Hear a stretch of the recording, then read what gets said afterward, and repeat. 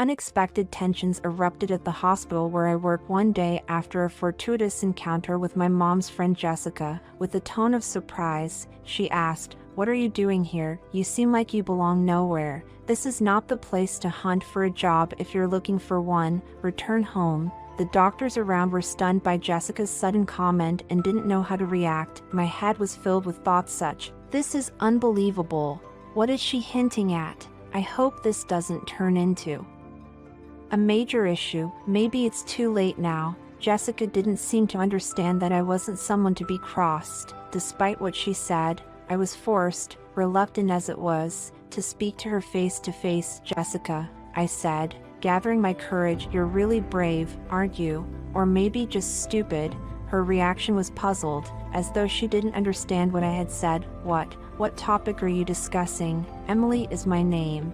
I am a 35 years old mother of a cheeky 1-year-old son and an active 7 years old daughter. John, my spouse, is my junior by 2 years and dedicates his life to patient care as a general hospital nurse. I worked before our second son was born, but right now I'm enjoying my time off as a mother. We used to live in a small 2-bedroom apartment, but we were able to use a loan and careful preparation to buy a used property. My spouse and I love the house's unique charm despite its age. Our children love playing in the beautiful park next to our house, which serves as their weekend haven. I first met fellow mom Jessica at the park while I was nearing the end of my second pregnancy. Being the same age, our daughters inevitably grew close to one another, which led to our bond. Jessica's preference for expensive clothing with vibrant colors caught my attention. This was likely due to her prominent job as a surgeon at a local hospital. "Is this the same hospital she described?" I asked. Letting my curiosity get the better of me, I found out that it's the hospital where my spouse, John, works. She cried, her eyes glimmering with delight at the irony. "How little the world is. I wish we could meet." So the next weekend, we agreed to hold tea at our house. The promised Sunday arrived, and Jessica and her daughter came over. But as soon as she entered, she looked about suspiciously, like she was looking for something. She said, "This house feels historical. Is it an heirloom passed down from your ancestors?" I answered, "No, really, we bought it secondhand. We moved in just last year, and yes, it's old." Jessica examined each item of furniture as if determining its value. As my husband stated, we were both shocked by her obvious harshness. The grown-ups sipped tea in silence in the living room as the youngsters played happily in the kids' room. "So, John, which department do you work in at the hospital?" Jessica asked, as if trying to strike up a discussion. "I am a nurse, and I work in the emergency department," John said, sounding a little embarrassed. "I mainly support the doctors." "Are you serious? Are you a nurse?" Jessica sounded a little skeptical. It's quite unusual to hear of someone graduating from medical school and not passing the licensing exam. We were taken aback by her remarks and found it difficult to react. Deeply inquiring, she went on, "Can a nurse's salary adequately support a family with children? Are you managing the mortgage payments and living expenses okay?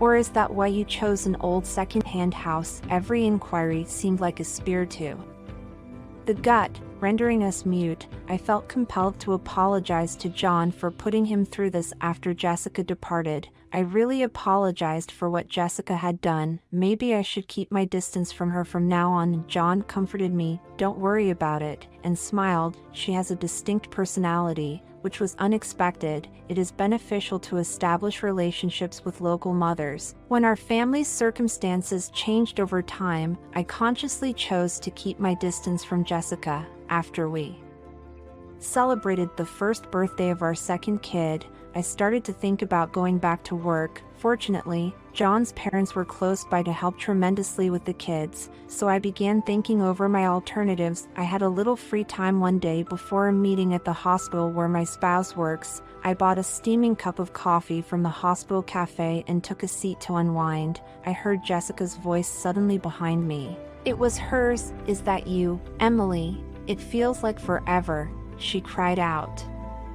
"Greetings, Jessica. How are you doing?" In an attempt to keep the talk short, I answered, "All right. Why have you come here today? Do you intend to see John here?" With a sarcastic tone, She posed the question, maybe for an interview for a job or something. Relying only on John's income must be difficult, right? Her words hurt. But I didn't lose my cool. I said, well, something like that, in an attempt to deflect more questions. Jessica, though, continued, her eyes searching. You know this hospital has a variety of stores. Where do you work part-time now? At the restaurant, or even the convenience store? I excused myself because I was uneasy. Saying I had an appointment, I hurried out of the cafe and headed through the hospital to the director's office in time for a crucial employment consultation. We talked for approximately an hour before I had to go to my next appointment, which was in the university's enormous auditorium. By coincidence, I ran into John on the way. John,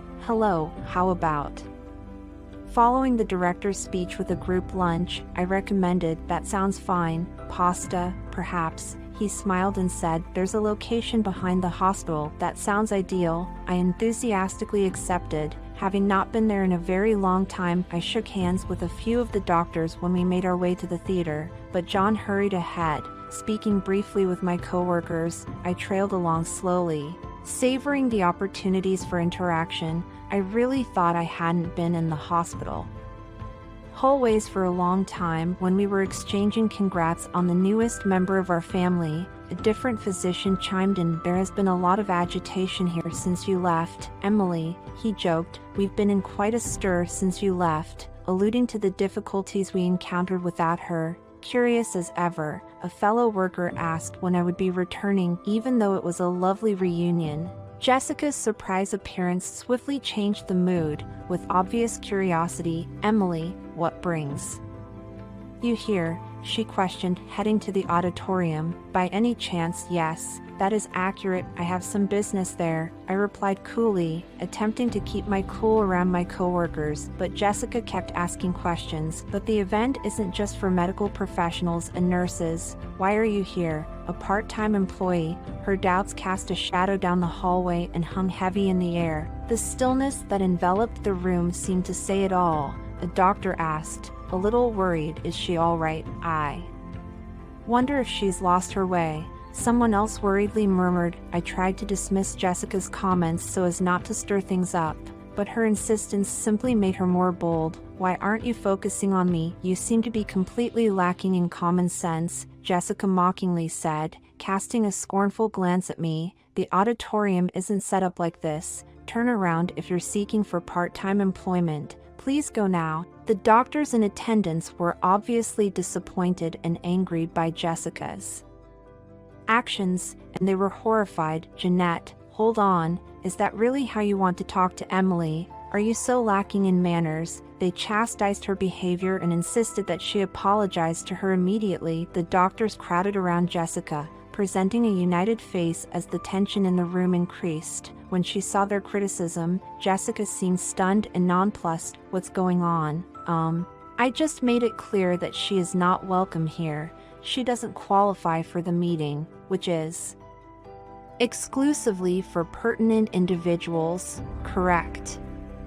She made an attempt to justify herself, but the wrath that the public felt for her conduct made her remarks ineffective. Claiming composure to cover up my mounting frustration, I spoke sternly to Jessica. I said calmly, Jessica, you seem to possess quite the courage, or perhaps you're simply oblivious to the atmosphere. Thus she was at a loss for words. I continued, meeting her bewildered gaze with mine. Your actions and thoughtless statements have serious repercussions. Your destiny now hangs on a thread, I said, with no sympathy shown by the attending doctors. Jessica's panic and rage sprang to the surface. She yelled into the hallway, why do you all defend this non-regular employee so fervently? The physicians' exchange highlighted how unaware she was, which led to one of them taking a harsh stance and saying, so that's why you don't know Emily? How pathetic. Driven by her conviction that human decency transcends professional rank, Jessica's outrage only grew. She didn't realize that I was the one she ought to respect the most. However, The other doctors merely withdrew from the scene, giving her chilly looks in response to her inquiries. I answered Jessica's question with a tinge of delight, saying, "You'll understand soon enough." I teased her about the confusion in her competitive mentality and the importance of my husband's work as a nurse as I walked agitated out of the auditorium. When the director spoke to the doctors gathered inside the auditorium, I thought back to my conversation with Jessica, sure that she would eventually come to her sense of comprehension. The director opened by saying, "Today, I would like to discuss the future direction of our hospital." Drawing the staff members' attention, I noticed John among the crowd as he continued to describe the hospital's goals, and he leaned in to say, "Emily, good timing. Earlier, I heard something. Was Jessica causing you any trouble?" I laughed quietly. Yes, she did bring up a small point, but it's not really that significant. It's interesting because it appears she doesn't understand my position as a part-time employee here. John's stunned gaze grew wider. No way, Emily, as a part-timer. The situation was so ridiculous that it was hard for either of us not to chuckle. After the jovial conversation, the director made an important news regarding hiring. As everyone is aware, our hospital has a sufficient number of physicians and nurses on staff. In order to enhance the caliber of our healthcare offerings, we intend to proactively introduce international training initiatives, he said. The first training is scheduled in 2 months, and we will select 5 doctors and 5 nurses for it. The attending physicians cheered when the announcement was made, and a buzz of excitement went through the room. Training abroad offered a fantastic chance to become up to date on global medical practices. All eyes gleamed with eagerness, as this was the hospital's first project of its kind since its founding. With the director's remarks, our hospital embarked on a new chapter full with opportunities for expansion and improvement. I could not hide my mild surprise as the announcement of the chosen 10 got underway. I said, "Look, the medical students have already been chosen," and John, who was listening next to me, said nothing and waited for the announcement to continue. The director introduced Dr. Jessica first, complimenting her on her exceptional clinical abilities and outstanding outcomes. She had been in a fight recently, but there was no question about her choice. Remarkably, Jessica, who had just gotten into a fight, was the first person selected to be a trainee. The resounding yells and acclaim that filled the hall appeared to honor every success and endeavor. The hopes and expectations for the future were evident on the faces of both nurses and doctors. Whispers of Jessica's notable accomplishments in medicine began to circulate as she moved forward, highlighting her respect from colleagues. The director went on, grave yet with a hint of expectancy. "Now, let's proceed with announcing the names of the rest who have been selected," he said. When the names of the selected 10 were announced one by one, there was a moment of tense, suspenseful quiet. John did not appear disappointed even though his name was not called this time. He observed silently and with a feeling of joy as each chosen person came up. "Are all of you ready in spirit for the training?" the director questioned, turning to face the 10 people arranged on stage. "Kindly tell someone how much you're excited and determined," she said. Each made a succinct but forceful speech outlining their serious goals. It was Jessica's time at last. She conveyed her appreciation for the invaluable training experience and her goal to use the state-of-the-art medical skills she would acquire overseas to advance the hospital's operations with poise and assurance. But when she turned to face where we were sitting, her tone changed. This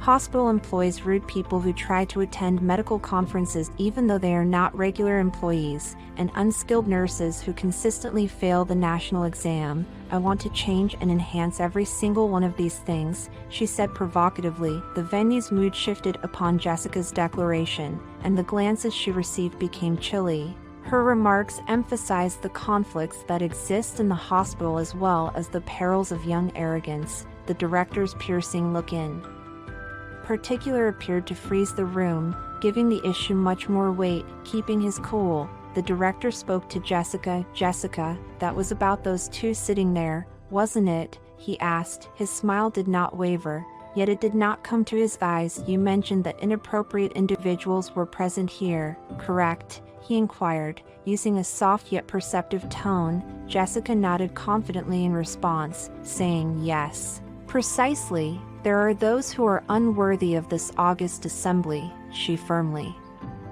believed while keeping her cool. The director remarked in a low voice, "St. Emily, could you come forward, please?" With a note of displeasure directed towards Jessica. I was the one who was just watching, then all of a sudden I was in the spotlight. I was confused and starting to lose confidence as I tried to make sense of what was going on. Why her?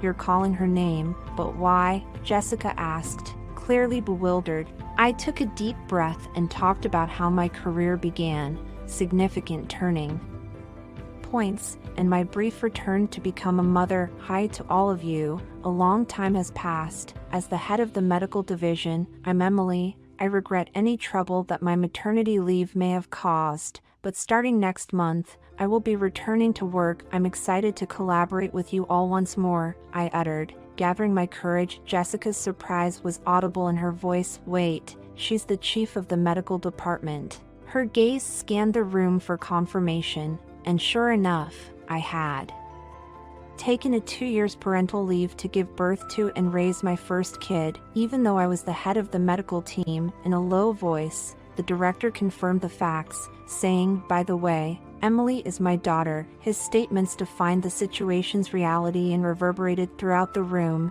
Jessica's face changed from one of bewilderment to shock, her mouth hanging open as if she wanted to protest the truth. But she remained silent. Suppressed laughter erupted from the hospital staff.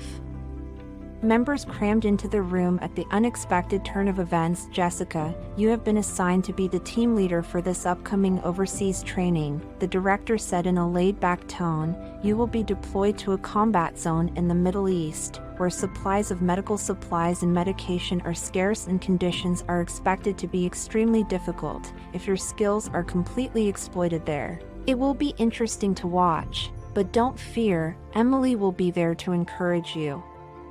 Take as much instruction from her as you can. Jessica replied dignifiedly and proudly, I'm a doctor too. Despite my lack of international job experience, my clinical background and treatment history are excellent. I refuse to be undervalued in any way, I answered Jessica calmly but firmly, saying, let me make one thing plain, Jessica, I will be succeeding my father as director of this institution in the near future. Do you realize how important this information is? Jessica's expression hardened as she realized how serious the issue was. I acknowledged Jessica's restlessness with a nod. Yes, our journeys in this hospital could change based on the decisions we make, I stated coolly, but I was careful with my words. Jessica responded right away, and her discomfort was obvious. I hadn't expected such repercussions. She shot back, her voice tense. John stepped in, remaining calm throughout, saying, Jessica, we should have told you about this before today's meeting. You might come to regret your current behavior with Emily. The director's voice carried authority when he talked. He asked firmly, let us maintain a moment of silence. In the end, accomplishments speak louder than any one person's skill. The difference we can make within this facility is what counts most. Jessica, you have great expectations from me. The director's words were met with silent assent as Jessica dropped her head in thought. She nodded to indicate that she understood. And the meeting was called to order. When I was leaving the director's office, I jokingly said, should we go grab lunch? Pasta is calling to me. John and I walked side by side toward our preferred location. Eschewing the hospital's protocol, I saw Jessica's silhouette in the middle of the smoking area as we got closer to the back of the hospital. Her far-off glance suggested internal conflict. Broken for a minute by our meeting, the peace was then abruptly broken by a car crashing into another automobile. John and I reacted quickly and went to help the victims. Are you all right? As he attended to the wounded, John's concern was heard. Overwhelmed by the confusion, Jessica pondered a moment before acting. She took my instructions and used her medical knowledge to follow them. Jessica, check the old man for blood and consciousness, I said quietly as I led her through the chaos. John treated the wounded with accuracy, his actions driven by years of hands-on expertise. Jessica was hesitant at first, But her medical instincts took over and she showed to be capable. Our duties became muddled at that crisis moment, yet we managed the pandemonium as a team, focused on saving lives and moving with efficiency and clarity. As I saw, Jessica stayed motionless, her immobility a sharp contrast to the seriousness of the situation. Do you understand, Jessica? I encouraged, my tone stern and slightly impatient. Respond quickly. Her voice trembled as she answered, showing her fear. Yes, what should I do? She stumbled, adding to the confusion with her doubt. I continued, feeling both concerned and frustrated. Are you unaware of what to do in an emergency situation? Are you even competent? I questioned, seeming skeptical in my speech. There was a tinge of rebellion in Jessica's response. That is untrue. I can handle anything, she declared. But when she stumbled around the scene, her words were contradicted. I turned to John and calmly assigned duties. John, check the elderly person's blood pressure and assess for bleeding, I said. John took immediate notice and took command, bringing some order back into the otherwise chaotic situation. John, meantime, spoke to Jessica with an unusual level of sternness. His tone begged no objections as he said, Jessica, come and assist. Jessica protested, but John abruptly ended her conversation. Someone who is incapable of helping has no place here. Step back, he said, leaving Jessica stunned when she withdrew from the area. John provided me with a professional report after evaluating the circumstances. While vitals are steady, internal harm might exist. We must carry out a comprehensive investigation, he said. I nodded and told the group to carry out the required steps so that the medical professionals would work together. I looked back at Jessica when the scenario started to come together. I told her to call for an ambulance, but she hesitated to answer and moved cautiously. Recognizing the urgency, John stepped in, took Jessica's phone, and quickly made arrangements for help. The scene was chaotic, but moments later, the presence of police and fire department officials brought order. Medical students, department heads, and physicians gathered, everyone contributing to the well-coordinated effort to aid the casualties. Despite the difficulties caused by Jessica's hesitation, our dedication to professionalism and teamwork never wavered. I was cool, even though there was mayhem all around us, and I spoke sternly to Jessica, making sure she knew how serious this was. To be honest, Jessica, your earlier acts were more detrimental than beneficial. What specific accomplishments are you able to list? When I asked Jessica directly, she was unable to respond, which said volumes about her lack of knowledge. In the medical world, an outcome can be determined by the minute or the second. I said, this is not the place to stroke your ego. With a sense of urgency, Jessica's apologies was almost lost in the din of the moment. Jessica seemed uncomfortable and ashamed as the audience at the accident scene watched our exchange, including the director's presence. Unfazed, I continued to draw attention to the differences between Jessica and John's responsibilities. John has been treated like a mere nurse by you, yet your roles are not the same. Making a comparison between you and John is pointless. In an attempt to tell Jessica the truth, I said, he is among the most capable nurses in this hospital. Her response was a little bit defiant, as she claimed to have more experience than she actually did. John quietly pointed out her conceit once he saw that she wasn't telling the truth. Your constant motivation is the need to have people acknowledge your achievements. Your true abilities in the field are still in their infancy. Despite the appearance of maturity, you've just proved that truth on your own, he said sarcastically. John dealt Jessica's hopes a fatal blow when he proceeded to undermine her mistaken trust. With a finality in his voice, he said, given your current state, it's unlikely you'll have further opportunities to experience the field in the future. Jessica felt the weight of the situation get to her, and her mask started to come off, threatening to leak tears. I could feel the eyes on her, and I realized that I had to make a decision that would definitely affect Jessica's future. With a stern yet regretful tone, I declared, Jessica, I regret to say this, but your name will be removed from the Overseas Training Program candidate list. When I said so, Jessica was shocked. I turned to the director to get confirmation, saying, "Father, this decision is acceptable, correct?" The director gave a profound nod of approval. "No issue. I now have a clear knowledge of her after this encounter. I'm expecting a lot from John." Jessica felt completely defeated when he said calmly but firmly, "We have always selected trainees based on their grades. But it may be necessary to reconsider our selection system in light of this." I spoke calmly but firmly to Jessica, telling her that she needed to start over from the beginning. "That's when you'll be able to compete on an equal footing with John. Remember the risks associated with evaluating someone solely on the basis of their appearance. I've decided to give you one more chance. Even though I thought about firing you from the company, the final opportunity, make the most of this chance and give it your all," I said in a firm but fair manner. After that, we departed the scene discreetly, but the surrounding doctors' expressions were icy, disappointed, and disapproving. Their assessment of her destiny appeared to be predetermined. After several weeks, the much-anticipated day of departure for the foreign training finally came. Excited to learn new things and get new experiences, John and I made our way to the airport. Regarding Jessica, I have learned that she left the hospital a month after the event. She finally made the decision to put her dignity first since she could no longer take the chilly looks from people around her. In my opinion, it was a good thing. Nobody would want to give their life to a doctor who prioritizes pride over caring for their patients. Such a doctor doesn't deserve to hold patients' lives in their hands. I said some hopeful things to John on the way to the airport. "John, let's use our abilities to turn this hospital into one of the most renowned places in the world." John answered, "That's right," expressing that same intensity and confirming his resolve.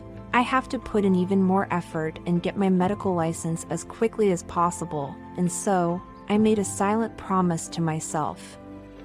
Once more, I will always be a doctor, no matter what. That's all about the first story, and now let's watch another similar story. I recently gave my parents ownership of our home. It's one of many modifications James and I are thinking about making. He pointed at me and spoke sharply, demanding that I leave the house. His parents smiled happily while secretly supporting him as the insults came flying at him. Still, I was unmoved by what they did.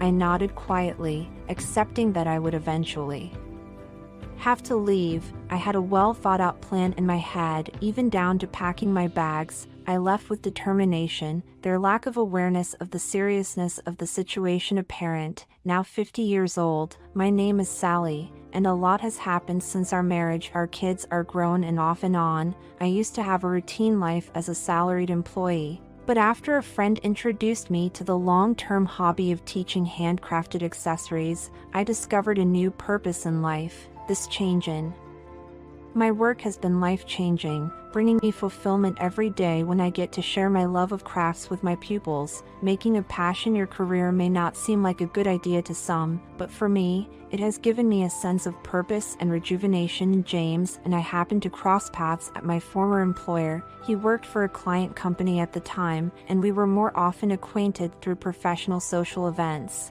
As we got to know each other better, the gap between us inevitably closed.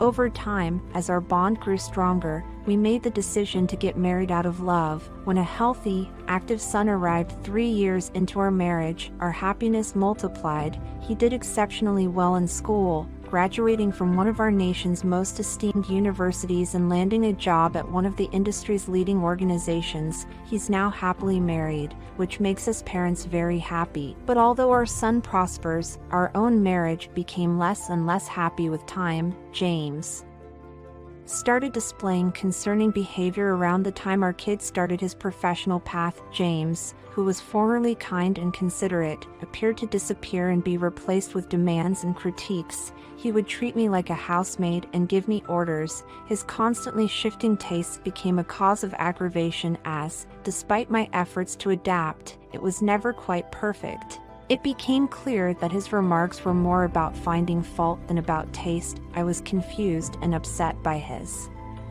actions. James was prone to losing his anger, and verbal abuse incidents increased. I longed to start again and escape this oppressive existence. I wondered all the time what might have caused James to change so drastically. I want to go, but I'm bound to this place by the mortgage we haven't paid off yet. James, meantime, abruptly left his job without giving any notice and stayed home alone, doing little to assist with housework or tasks. My longing for a new beginning is fueled by the weight of our damaged relationship. When I get home from work, exhausted from the day's labor, I frequently find myself in the middle of a disorganized scene, with trash, snack packaging, and drink bottles all over the place. However, despite this chaos, I am able to support the family with the money I bring home. Recently, I completely sponsored and oversaw the reconstruction of the exact building in which we currently live. I put every dime I had saved into this project, which is evidence of my unwavering work ethic. This house is a love project that represents my goals and dreams. If I were to ever leave, I could not take the thought of it ending up in James's hands. This house represents my carefully built vision, not merely money investments. Despite the impending debt, I was quite particular about every little thing, and I was really proud of the large kitchen area that was created to make cooking enjoyable. James was involved in the design of the house initially, but his involvement dwindled as I took on the entire financial load. After overcoming many difficulties and unanticipated roadblocks, we eventually achieved our ideal home. However, given financial limitations, some functions could not be included. Compromises were unavoidable. Still, I was really happy when this home was finished, but the actual cost of building exceeded all of our projections, requiring a larger loan than we had anticipated. We weren't prepared for this financial difficulty when we were in our 50s. However, the idea of our newfound contentment inside these walls strengthened our resolve to get past this barrier. On the other side, James looked glum. His dissatisfaction with having less of an effect on the layout of the house showed in his petty actions, which included leaving litter and chaos in his wake. I ignored his objections in spite of his protests, but his displeasure was evident. His discontent was further highlighted by such immature behavior, which suggested deeper problems in our relationship. Nevertheless, in the middle of all of this chaos, I never wavered in my dedication to our joint residence, determined to uphold the sacredness of the aspirations we had created together. I would frequently find myself wondering when this turbulent phase of my life would finish, which was a daily thought that troubled me. A few months had passed since we moved into our new place when the doorbell suddenly rang. We had no intention of having any guests that day, so I had no idea who might be on the other side. While I was getting ready to welcome this stranger, James appeared to be ahead of me and was making his way to the door, possibly knowing who the visitor was. Soon, the air filled with laughing and happy voices, announcing the entrance of guests. The living room door slowly opened to expose the faces of the guests, and to my surprise, there they were, Harold and Alice, my in-laws. To be honest, I had never really got along with them. They disregarded me and made fun of my alleged lesser social status. As soon as we announced our marriage, their criticism lingered even on our wedding day, putting a pall on our marriage. Throughout our marriage, they continued to meddle without permission, making me constantly confused of how to handle our encounters. During our times of alienation, I had hoped for some sort of transformation or reconciliation, so I was taken aback by their unexpected visit. I greeted them politely, but I couldn't escape the tension in the air as they walked right by me, as if I didn't even exist. James showed his parents around our house with great enthusiasm, showing off every inch of it. Their faces said more than words, showing how happy they were to see our home. However, even in the midst of their satisfaction, James's manner remained severe, and his abrupt outburst at me caught me off guard. "Go ahead and get some tea and snacks ready," he yelled, his voice full of rage. His sudden demand startled me, so I quickly complied, rushing to serve his parents' store-bought snacks because I couldn't think of anything more elaborate to present for their unannounced visit. My in-laws weren't happy with the snacks I gave, even though I did my best with what I had. It hurt to hear Harold say, "Is this the best hospitality you could provide?" with such disapproval. With a head twist, he spoke, and his words resounded with a familiar contempt, as though validating my suspicions. However, despite my faint optimism that their behavior would improve, their grievances continued. They ate the tea and nibbles reluctantly, and with barely concealed dissatisfaction. Harold surveyed the interior of our house and forced himself to offer a grudging comment. Admitting its charm, he said, forcing a smile, "It seems like a nice place to live." James, seeing his chance, invited them to stay, but they seemed to hear him nod and chose to go right past me. The frequency of their following visits grew, starting off as irregular but quickly turning into almost everyday occurrences. Their complaints about me only got worse with each interaction, and James seemed to be siding with them rather than standing up for what was right. My thoughts were filled with their charges, overpowering any chance of defense. I started saying sorry all the time in an attempt to stem the flow of anger. When their visits increased in frequency, I couldn't help but see a pattern developing, visits planned during my absence, as though they were trying to avoid me. Every trip back home was greeted with the startling sight of empty bottles and beer cans lying around, the strong smell of alcohol leaking into the immaculate surroundings. The destruction done to our house struck me deeply, serving as a sobering reminder of the widening gap in our relationship. "Why do this?" I begged, my frustration finally surfacing. "Despite being new, the house is filthy and has an alcoholic odor. I want to stop the damage now." James's response stung me deeply, dismissing my worries in a callous way that made me feel uneasy. I was not blind to the irony of his remarks, which accused me of complaining while ignoring my contributions. Every empty bottle and every beer can was a sad reminder of the sacrifices made to construct our home, sacrifices that were sometimes lost in the commotion. I could not agree with James's way of thinking. He was surrounded by drink, but it also seemed like he had entered the realm of gambling, which alarmed me all the time. There was evidence of his gambling all around our living room. Old betting slips were hidden in the corners of the sofa or strewn all over the table. The losses were devastating for us, even though I tried to warn James about the dangers and how it would affect our already fragile finances. My distress increased when I realized that the money I had wasted on gambling was actually the result of my hard work. Our predicament became more complicated when my in-laws started paying frequent unexpected visits, which they neatly scheduled during my absence. With every incursion, I wondered how I would handle this difficult scenario. I was surprised to see my in-laws settling in one day when I arrived home earlier than expected. "What are you doing here?" Surprised to see them, I cried out, even though the house belonged to me. Their contemptuous tone indicated that my misery mattered little to them. I found myself on the verge of losing my patience as I tried to handle the pressure of James's actions and his parents' interference. It became clear that a strategic plan was required and that emotional reactions alone would not be adequate. In the middle of all of this chaos, my in-laws paid me a visit when I was supposed to be gone. When I conveyed my astonishment at their peculiar scheduling, I encountered patronizing comments and an air of entitlement. I had my doubts, but James greeted them with warmth and showed them right into the center of our house. I couldn't help but notice the shoes that were haphazardly scattered at the entrance, a sign of their apparent ownership over the house, as I discreetly followed them.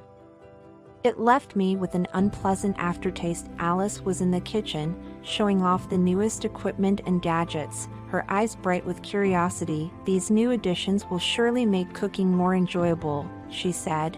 I was even more uncomfortable with the idea of them moving into my kitchen and making themselves at home. Harold proposed that they proceed to the restroom after finishing their examination of the kitchen. He said, "Let's see what's next," and he took the lead, as I watched them intently.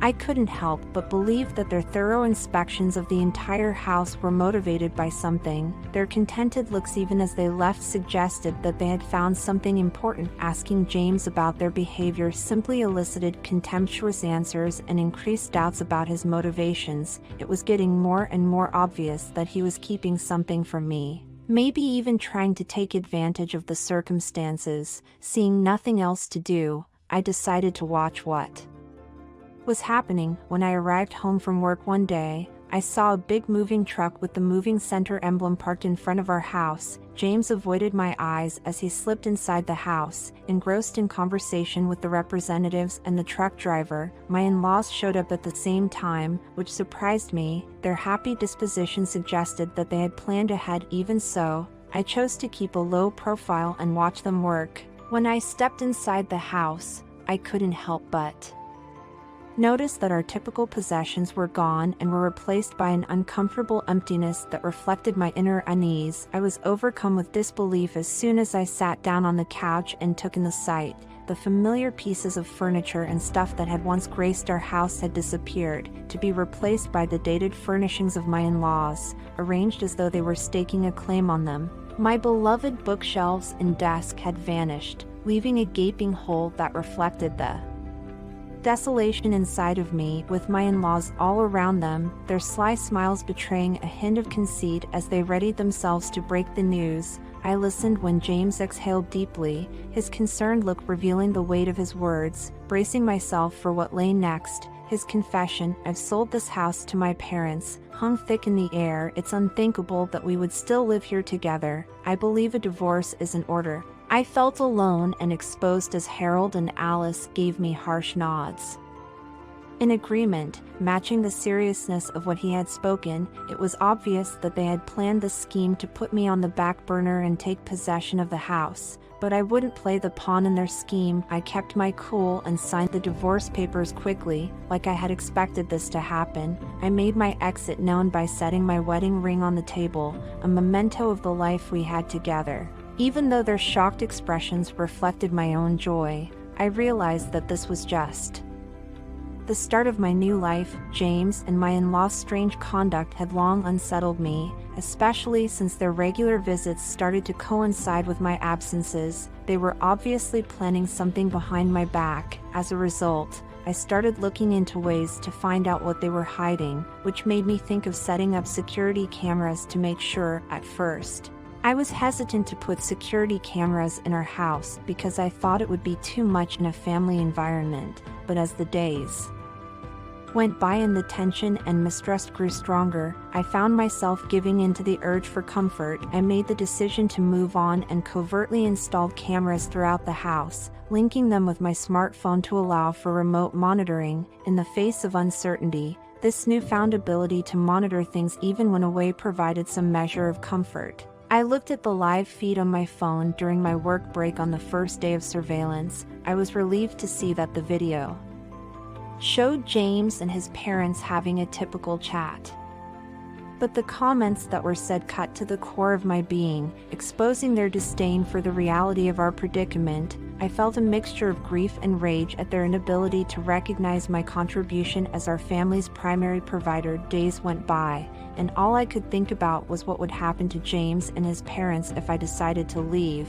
I happened onto an eye-opening talk in the video while I was having one of these moments of reflection. James and his dad looked enthusiastic, talking about something with obvious passion. I turned my attention to the audio track out of curiosity, only to discover with dismay that they were discussing selling our house to his parents after first writing it off as a joke. More footage revealed a different story. They talked for several days, his parents showing a great deal of interest in the idea and even going so far as to draw up drawings for remodeling the house to fit their requirements. Equipped with this unnerving realization, I knew I had to act quickly to start preparing for my departure. I first started looking for a new place to live. I also started the process of moving the house loan into James's name at the same time, just in case they tried to kick me out. Equipped with data obtained from the security cameras, I made a conscious decision to confront this uncertain circumstance head-on and not give up easily. Vowing to resist being evicted from my own house, I believed that James and his family should have assumed responsibility for the mortgage. For them, the $1,900 monthly payment, which had previously come from my hard-earned pay, seemed unsustainable. I decided not to help them any further. Even though I had my worries about their ability to pay, I was relieved to leave the toxic relationship behind and start a new life when I moved into my newly furnished house. I was looking forward to a day off and relaxing after a good night's sleep.